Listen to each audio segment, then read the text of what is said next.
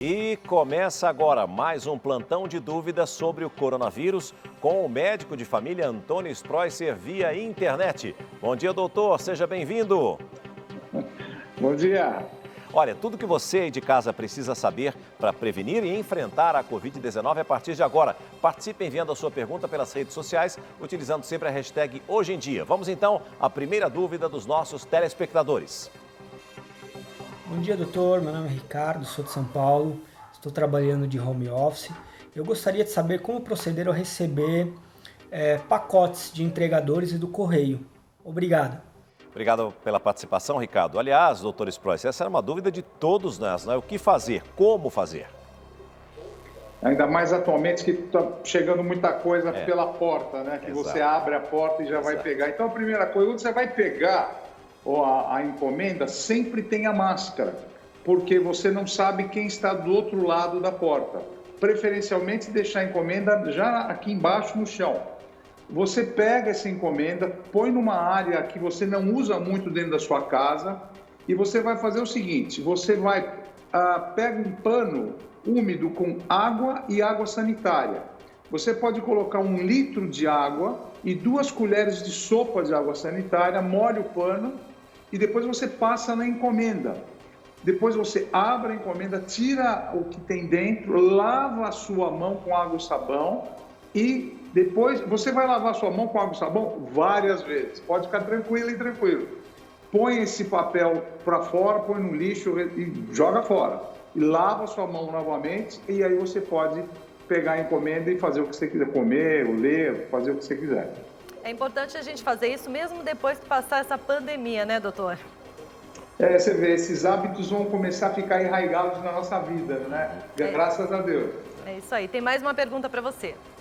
Bom dia, doutor. Gostaria de saber por quanto tempo uma máscara de tecido pode ser utilizada e qual a melhor forma de higienizá-la. Obrigada. Essa dúvida da Juliana é muito boa. E aí, doutor? Então, Juliana, a sua dúvida é muito frequente. Geralmente, a máscara de pano que você faz em casa, com material algodão, 2 camadas de algodão para você colocar no rosto, o segredo de usar essa máscara é fazer com que ela fique muito bem adaptada no seu rosto, tanto aqui em cima como aqui embaixo. Não adianta ficar um espaço vago, vazio, nem aqui, nem aqui, porque vai entrar ar, vai entrar partícula e você pode se contaminar. A função dessa máscara é barreira, é não deixar você ser contaminado com partículas que venham de fora. Então, primeira coisa, 2 horas de uso, 2 a 3 horas de uso, mas se você fala muito e ela fica úmida, está na hora de trocar. Então, normalmente saia de casa com 2 a 3 máscaras. Quando você tira a máscara, coloca num saco plástico e guarda. Porque quando você chegar em casa, como é que você vai fazer? Primeiro você vai lavar com água e sabão, depois você vai mergulhar essa máscara que você fez dentro de uma solução com 1 litro de água e 2 colheres de sopa de água sanitária. Pode deixar lá de 30 a 60 minutos. Tira, sempre pela alça, nunca pega na máscara, na frente da máscara, tira pela alça, deixa secando e à noite, antes de você dormir, pega um ferro elétrico e passa essa máscara. O ferro elétrico ele tem 2 finalidades. A primeira delas é secar mesmo a máscara e a segunda é matar algum vírus que fique lá. Porque o ferro quente, a mais de 70 graus, ele pode matar o vírus. Mas não adianta só passar ferro, não. Tem que lavar a máscara todo dia, tá bom? Ok. Eu sei que não é do seu tempo, doutor Spreusser, mas nos anos 90, o Michael Jackson usava máscara e diziam que ele era louco. O senhor se lembra disso? Não, né? Não é do seu tempo. Olha aqui, Eu lembro disso, você tem razão, é verdade. Vamos a mais uma dúvida de um telespectador. Bom dia, doutor, pessoal do Hoje em Dia. Meu nome é Rosa e eu gostaria de saber quanto tempo uma pessoa demora para se recuperar do Covid-19. Obrigada. É uma pergunta que todos nós queremos saber, porque muita gente fica com medo da recuperação, com medo, evidentemente, primeiro de contrair o vírus, de pegar a doença e saber como é essa recuperação. Muda de pessoa para pessoa, doutor Spreusser? Muda sim, viu? A pergunta da Rosa é muito conveniente, porque tem pessoas que pegam esse vírus, ficam 2 semanas, ficam ótimas. E tem pessoas que pegam o vírus, ficam até 60 dias ainda doentes. Então, eu vou mostrar uma animação para vocês só para mostrar o que acontece com o nosso corpo a hora que você respira o vírus. Agora está entrando o vírus no nosso pulmão e ele vai diretamente se alojar lá dentro dos alvéolos. Dentro dos alvéolos ele vai se multiplicar, vai formar novas células virais, essas vão se multiplicar cada vez mais e aí vai atrair citoquinas e material inflamatório. O pulmão inflama, pode formar muita secreção e as bactérias secundárias podem também se alojar e piorar a insuficiência respiratória. Agora, isso pode ficar... Olha o que aconteceu. Essa semana saiu um trabalho da China mostrando que pacientes podem ficar com o vírus até 60 dias, com sintoma clínico. Então, muitas vezes ele melhora, ele piora, melhora, piora, mas nesse tempo ele está passando o vírus ainda. Então, aquela coisa de falar, eu melhorei, eu piorei, é muito frequente acontecer isso daí. Até de 50 a 60 dias você pode ficar doente. Eu até falei semana passada com você sobre a minha amiga que está há 45 dias, né? Estava há 45 dias com sintomas, ainda não se sentindo bem, e ela continua. Então, já vai dar aí 60 dias também. Ô, Tícia, deixa eu só complementar. É isso mesmo, viu, Ticiane? Doutor Spreusser, será que pelo fato de ficar até 60 dias é que muitas vezes pessoas que já tiveram a Covid-19 são dadas como curadas e depois voltam a ser contaminadas? Na realidade não é que elas voltam a ser contaminadas, é que o vírus continua agindo no corpo da pessoa, seria isso? É exatamente isso que você falou, César Filho. E tem muita coisa que nós estamos aprendendo agora com o vírus, como, por exemplo, carga viral, que provavelmente a gente vai falar ainda no programa, a dose de infecção. Cada ser humano tem defesa maior e menor e você pode ficar com o vírus muito tempo. E, de repente, você está bom, aí fica pior. Então, essa oscilação do quadro clínico é porque o vírus ainda está ativo no seu corpo. E por falar em carga viral, doutor, essa é a pergunta do Maurício. Vamos ver. Bom dia, doutor. Meu nome é Maurício, sou aqui do Rio de Janeiro. Eu li que a carga viral ela pode influenciar, né, na gravidade dessa doença. Eu gostaria de saber se isso é verdade. E aí, doutor, é verdade isso? Então, a carga viral ela é a quantidade de vírus que entra no seu corpo. E essa quantidade de vírus, ela fica grudada nos tecidos. Então, quando você vai fazer, por exemplo, o swab, vai tirar aquele pedacinho para examinar, aí você vê a carga viral. Quanto de vírus que tem no meu corpo? E os últimos trabalhos na literatura falam o seguinte: quanto mais vírus eu tenho no meu corpo, quer dizer, maior a carga viral, mais vírus eu estou passando para a comunidade e mais doente eu posso ficar ainda. Então, existe, além da carga viral, um outro nome chamado dose de infecção. A dose infecciosa é quantas partículas do vírus são necessárias para fazer com que eu fique doente. O vírus da influenza, 3 partículas a 10 partículas de vírus já me dão a gripe. O vírus da Covid-19, o SARS-CoV-2, a gente não sabe ainda qual é a carga dele que é necessária para fazer com que você fique doente. Mas isso é certo, quanto maior a carga viral, mais doença eu vou ficar dentro do meu corpo. Nós temos mais uma dúvida, essa chega agora pela rede social, pelo Twitter. Vamos ver. Aí está. Doutor, o coronavírus tem possibilidade de pegar no ar livre, por exemplo? Pessoas que fazem caminhadas e que acham que estão livres, não é? Alguns dizem que sim, outros que não. Vitor Manuel, da cidade Senhor do Bonfim, na Bahia. Então, o Vitor Manuel, obrigado pela pergunta. O ar, ele pega as partículas de saliva, a partícula dos brônquios, as partículas que você está falando, e o ar fica levando essas partículas para os outros lugares que nós chamamos de aerossol. O aerossol são micropartículas que podem levar o vírus também, mas essa não é a forma certa da transmissão viral. Mas atualmente nós já estamos considerando os aerossóis como forma de transmissão do vírus. Então tem que usar máscara, tem que se proteger, não é essa coisa toda de agora vamos fazer. Não, tem que ser responsável e saber que o aerossol também pode transmitir o vírus. Temos mais uma pergunta para você, doutor. Meu nome é Maria Fernanda. E a minha dúvida é qual é a relação entre o Covid-19 e o surgimento de coágulos nos casos mais graves da doença? Essa pergunta da Maria Fernanda é muito importante. E aí, doutor? Pode repetir o que ela, a fase final da pergunta, eu não entendi direito. O que ela quer, a Maria Fernanda quer saber? Qual é a relação entre a Covid-19 e o surgimento de coágulos dos casos mais graves da doença? Então, desculpa, Maria Fernanda, a sua pergunta também é muito coerente, porque a gente sempre fica ouvindo, desenvolveu coagulação, entupiu o vaso, o que é isso, né? Então eu vou chamar uma animação para vocês verem e entenderem melhor como é feita a coagulação normal do sangue e o que está acontecendo agora. Aí vocês estão vendo um vaso sanguíneo que está cortado. Por exemplo, eu cortei meu dedo, está saindo sangue, imediatamente as plaquetas, elas vão fechar esse buraco. Isso é uma rolha, tá vendo? Então a plaqueta forma uma rolha para não deixar sair esse sangue. Automaticamente foi deflagrada a cascata da coagulação. Vários fatores de coagulação agora vão ajudar o sangue a coagular mais e formar uma pedra mesmo. E isso que acontece na Covid-19, mas sem haver cortes. Imagina que não tem corte agora e essas coagulações acontecem no corpo inteiro. Pode acontecer no cérebro, dando acidente vascular cerebral. Por isso que os neurologistas atualmente estão falando que o acidente vascular cerebral é um dos primeiros sintomas da Covid-19. Também pode haver coagulação dentro do pulmão, com embolia pulmonar, e pode haver coagulação disseminada no corpo inteiro.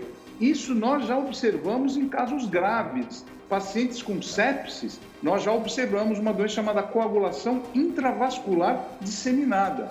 Existe coagulação no corpo inteiro, por isso que é importante, às vezes, nós darmos heparina, que é uma substância que a gente desfaz e previne a formação de coágulos em pacientes graves internados. Doutor Spreusser, nós trouxemos hoje uma notícia muito boa de que o Brasil tem muitas pessoas já curadas, milhares de pessoas curadas da Covid-19. Algumas outras pessoas dizem o seguinte, eu gostaria de pegar logo esse vírus para ficar imune de uma vez. Isso não significa, nem os curados, nem as pessoas que ficaram assintomáticas e tiveram contato com o vírus, que elas estejam já totalmente tranquilas, porque esse acompanhamento deve permanecer ainda durante algum tempo, não é isso? Então, ontem eu estava conversando com um grupo de medicina infecciosa aqui do hospital que eu trabalho, e a nossa preocupação é justamente essa. Se todo mundo que for pegar a Covid-19 não tivesse caso grave, não tivesse que ir para o hospital, não tivesse que ir para a UTI, até eu queria pegar agora a Covid-19 para ficar livre dela. Mas não é isso que acontece.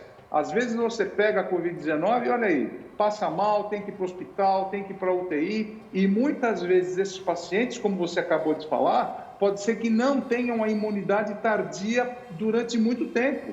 Nós estamos aprendendo com esse vírus. Esse vírus existe há 5 meses aqui. Então a gente tem que ter muita paciência mesmo. Sem dúvida. Temos mais uma pergunta, mais uma dúvida através das redes sociais. Bom dia, doutor. Sou de São Paulo. Gostaria de saber se há risco de se contaminar através do sabonete.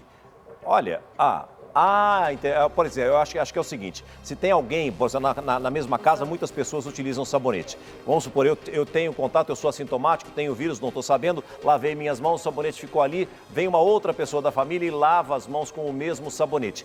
Existe esse risco? É a pergunta do Berger.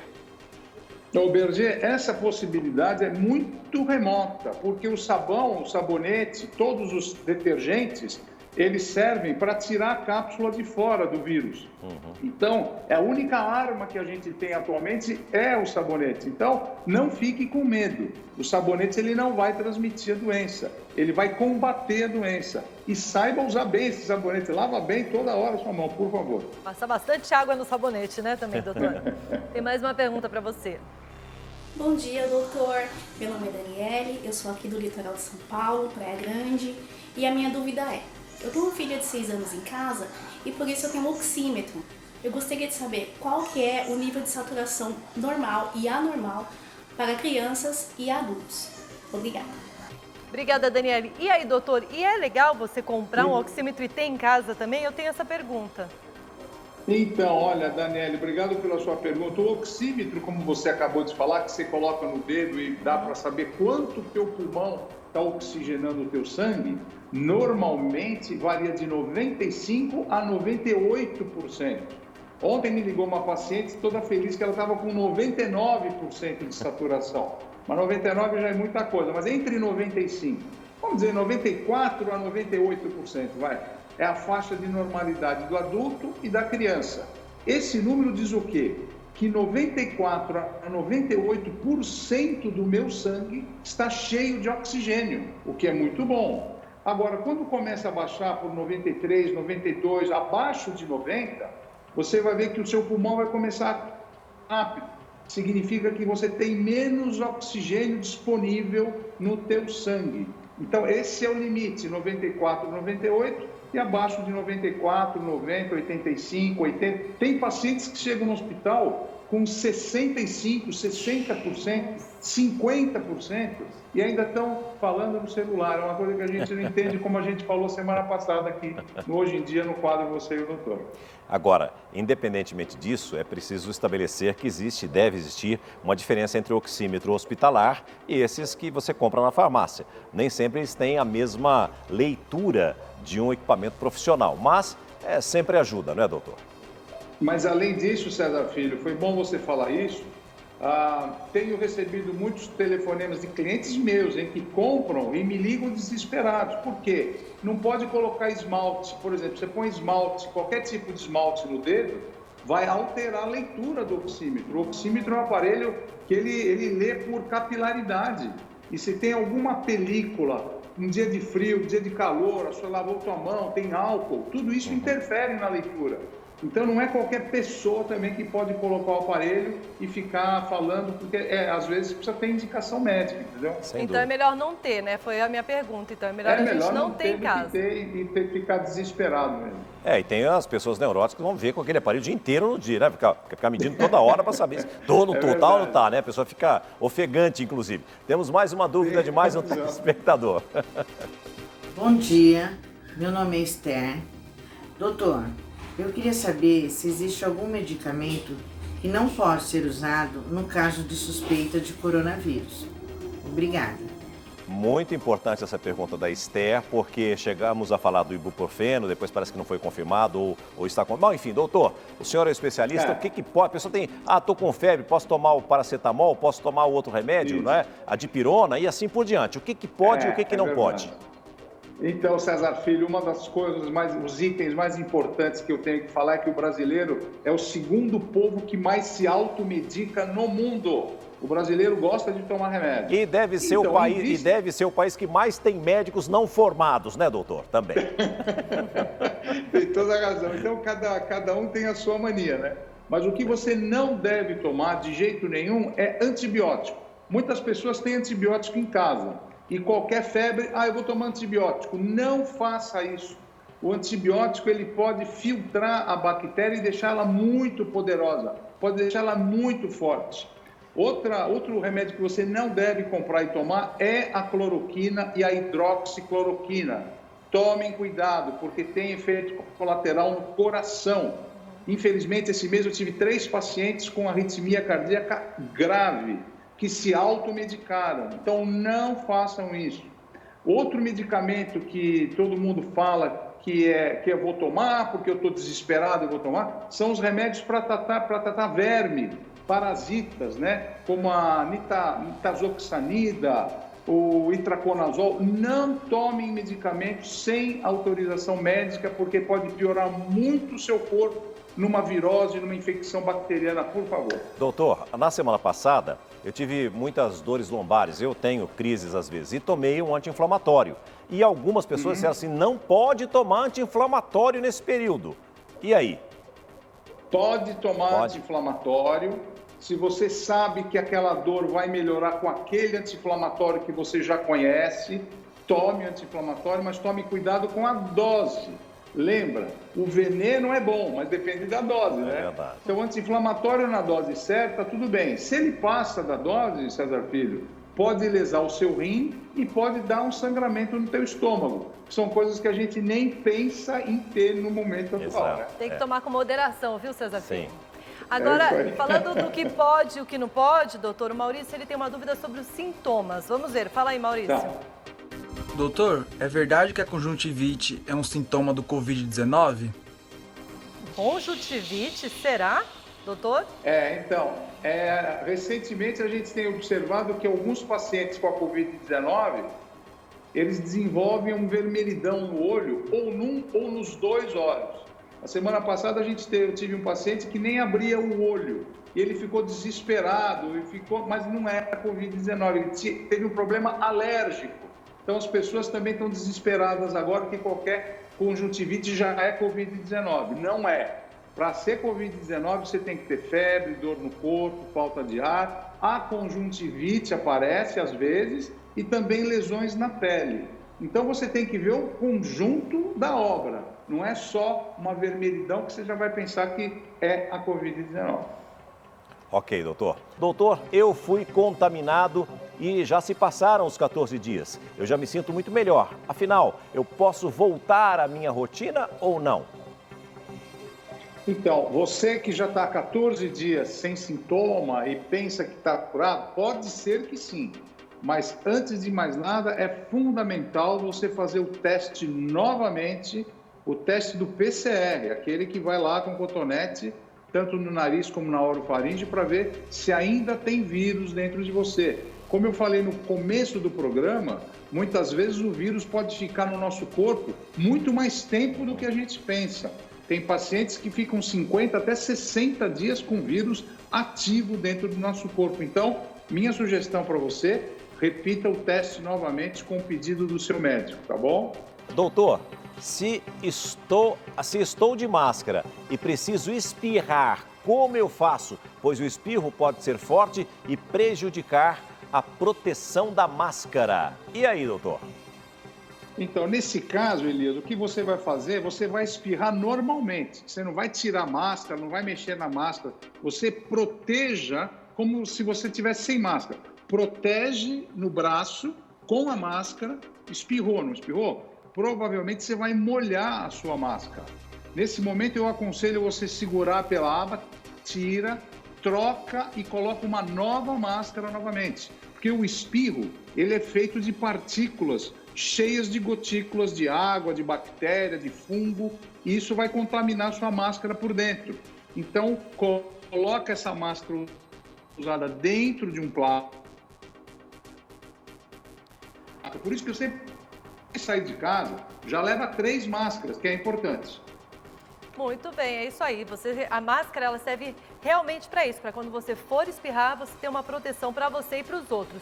Então leve sempre uma na manga, né? Agora, doutor, temos mais uma dúvida do Twitter, é da Eliane. Ela fala assim: bom dia, é preciso usar máscara dentro do carro? Essa dúvida eu também tenho. Então, Eliane, dentro do carro você não precisa usar máscara. A dica que eu vou dar, a sugestão que eu vou fazer dentro do carro, Tiziane, é você andar com o vidro aberto. Não vai ligar o ar-condicionado, porque o ar não vai ficar reciclando. Então, abra os vidros, nem que seja um pouco mais, pela metade, um pouquinho mais para cima, evita o ar-condicionado, não precisa usar máscara dentro do carro. Só quando você sai na rua, em ambiente público, que é importante você usar máscara. Agora, doutor, alguns motoristas de aplicativo, motoristas de táxi, estão obrigando que os passageiros utilizem a máscara. Nesse caso, aí sim, dentro do carro, acho que é aconselhável utilizar, não é? Então, nesse caso, quando você anda em transporte público, ou táxi, ou aplicativo, você tem que usar máscara. Por quê? Porque existe uma outra pessoa que você não conhece, você não está dividindo o isolamento social nem a quarentena com essa pessoa. Você não sabe o que está acontecendo. E aí sim é muito importante você usar a máscara como barreira. E foi muito bom falar nesse assunto porque circularam algumas notícias fakes de que seria obrigatório o uso de máscaras dentro dos veículos. Não é lei, não é obrigatório. Você que dirige o seu próprio carro, você pode dirigir sem a máscara. Tem mais uma pergunta do Twitter. Bom dia, doutor. Então, toda vez precisa lavar a máscara após voltar para casa ou posso passar álcool em gel 70% e colocar de novo a mesma máscara? Quem pergunta é o Edson. Edson, você tem que lavar a máscara obrigatoriamente, porque você não sabe se a sua máscara tem várias colônias do SARS-CoV-2. Você não sabe qual é a quantidade de vírus e bactéria e fungo que ficou aderida do lado de fora da sua máscara. Então, quando você for tirar a máscara, tira pelas abas, lava com água e sabão, coloca naquela solução que eu falei, 1 litro de água, 2 colheres de sopa de água sanitária, deixa 30, 60 minutos, tira, deixa secando, passa o ferro elétrico depois e depois você vai usar. Porque eu estou vendo muito frequentemente a gente vendo pessoas reusando a máscara sem lavar. Então isso é muito perigoso. Você ficar mexendo na máscara também, não faça isso. Tem mais uma pergunta via Twitter para você, doutor. Vamos ver. É da Mayra. Ela pergunta o seguinte: a pessoa que trabalha e está exposta a pegar o vírus pela rua, ao chegar em casa, a roupa dela pode ser lavada junto com as outras da família ou não? Então, essa pergunta é muito frequente, Mayra. Quando você está trabalhando na rua, pegou transporte público, entrou no metrô, foi no ônibus, evidentemente que a gente não sabe se a sua roupa está contaminada. Então, para evitar isto, deixa o sapato do lado de fora, tira a sua roupa, coloca na máquina ou lava na mão com muita água e sabão. O ideal é colocar na máquina de lavar roupa mesmo, no programa normal de lavagem. Pode lavar junto com a roupa da família, não tem problema, porque a temperatura da água é muito quente e o sabão ajuda a destruir as cápsulas e a película de fora do vírus. Deixa secando a roupa e não tem problema, mas sim, é importante lavar sua roupa e pode misturar com a da família. Por quê? Porque a máquina de lavar roupa ela tem muito sabão e esse sabão mata o vírus se estiver lá presente. Aproveitando a dica, doutor, com relação aos sapatos, eles podem ser limpos com a mesma solução que o senhor ensinou aí agora? Sim, eles podem ser limpos com essa mesma solução. Caso você não tenha água sanitária em casa, César Filho, você pode colocar um pano junto com desinfetante, sabão em pó, sabão de tomar banho mesmo, detergente, tudo isso serve para você desinfetar o teu solo de sapato. Temos mais uma pergunta chegando pelo Twitter, vamos lá. Vaporizar álcool no elevador é um método eficaz para evitar o contágio, doutor? Então, esse método de vaporizar álcool em qualquer ambiente é muito perigoso. O que nós temos observado atualmente é muita contaminação. O corpo humano, às vezes, ele é alérgico. Ele não gosta de inalar nada estranho, não. Então, tem pessoas que podem ter até uma reação de hipersensibilidade quando respira partículas de álcool dentro do corpo. Então, não faça isso. Se você for limpar com álcool, joga no chão, passa o pano, mas não é bom ficar jogando, esborrifando no ambiente que você respira, não. Ok, muitíssimo obrigado, doutor Sproycer. É sempre uma alegria, um prazer ter o senhor aqui junto conosco, apesar dessa distância física, mas o senhor está sempre presente aqui com a gente, retorna na semana que vem, mas ele permanece de plantão 24 horas por dia, de domingo a domingo, e pode voltar a qualquer momento junto com a gente. Uma ótima quarta-feira, doutor. Igualmente para vocês, fiquem com Deus. Amém.